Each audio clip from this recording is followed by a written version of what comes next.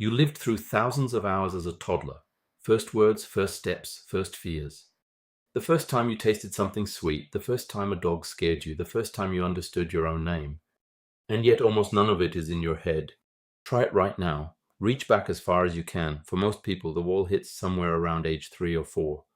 Before that, there's nothing. Not a blur, not a fog, just absence. As if the person who lived in your body for those years was someone else, and they took their memories with them when they left. That gap has a name. Sigmund Freud coined it in 1899, infantile amnesia. For most of the next century, scientists assumed the obvious answer. Babies don't remember because babies can't form memories. Their brains aren't finished. End of story. But over the last 20 years, that explanation has quietly collapsed. The real answer is far stranger and is forcing neuroscientists to ask an uncomfortable question. Not why babies can't remember, but why your brain decided to delete them. Here's the first crack in the old story. Babies clearly do remember things. In the 1980s, the psychologist Carolyn Rovi Collier ran a now famous experiment at Rutgers. She tied a ribbon from a baby's ankle to a mobile hanging above the crib. Kick your foot, the mobile moves. Within minutes, 2-month-olds figured it out. Bring them back a week later, show them the mobile, and they'd start kicking on sight. They remembered. 3-month-olds could hold the memory for over a week, 6-month-olds for nearly 2. So the hardware is working. Babies are encoding the world. The memories are going in. Something is taking them back out. For a long time, the leading suspect was the hippocampus, the seahorse-shaped structure deep in your brain that stitches experiences into long-term memories. The hippocampus is famously slow to mature. In a newborn it's there, but it's a construction site. Neurons are being born at a furious rate, wiring themselves into circuits that won't fully settle for years. The old theory said, of course you can't remember. The filing cabinet wasn't built yet. But this raised a problem. If the hippocampus simply wasn't working, how were those babies in New Jersey remembering a mobile for 2 weeks? The answer came from a neuroscientist named Paul Frankland at the Hospital for Sick Children in Toronto. In 2014, Frankland and his colleague Sheena Josselyn published a study that detonated the old assumption. They looked at what was actually happening inside the infant hippocampus, and they found the culprit hiding in plain sight. It was the very thing that makes a baby brain, neurogenesis, the explosive non-stop birth of new neurons.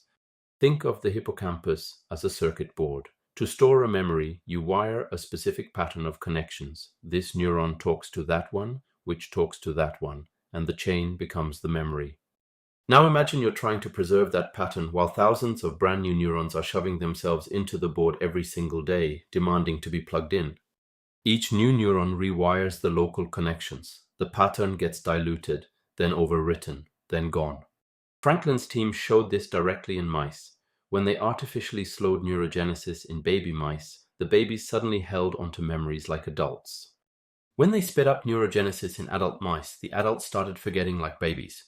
The hippocampus wasn't broken, it was overwriting itself on purpose. So the brain isn't failing to record your first 3 years, it's actively recording over them. Which raises the next question, and it's the one that should bother you. Why would evolution build a brain that destroys its own earliest memories? The leading theory is that this is the price of learning who you are. In your first 3 years, your brain is doing the most important work it will ever do. It's learning language, learning faces, learning that gravity exists and that crying brings food and that the warm large person is mom. To build those foundations, the brain needs maximum plasticity, neurons being born, dying, rewiring constantly. Specific memories would actually get in the way. A toddler doesn't need to remember the particular Tuesday they learned the word cup. They need the word cup. The episode is scaffolding. Once the lesson is absorbed, the scaffolding comes down. In other words, your earliest self wasn't deleted by accident. It was metabolized, broken down for parts. The Tuesdays and Wednesdays of you at age 2 were dismantled and used to build the person who's listening to this sentence. You are made of memories you can no longer access. And here's where it gets even stranger. In 2023, a team at Yale, led by the neuroscientist Turk-Browne, did something nobody had managed before. They put awake infants, some as young as 4 months, into a functional MRI scanner and showed them images of faces and objects. When the babies later recognized an image they'd seen before, the researchers could watch the hippocampus light up in real time. It wasn't quiet, it wasn't broken, it was doing memory the same way yours does right now. The traces are being laid down. The team's conclusion was careful but startling. The memories of infancy may not be erased at all. They may simply be locked in a filing system the older brain no longer has the key to. Think about that. Somewhere in the architecture of your adult brain, there may still be a record of your mother's face the first time you saw it. The texture of the carpet you crawled on, the shape of the room where you learned the word no. You just can't get there from here. The hallway has been bricked up. This is the twist that changes the whole story. For a century, infantile amnesia was framed as a failure, an immature brain that couldn't do the job. The new picture is the opposite. The infant brain is doing the job extraordinarily well. It's recording everything.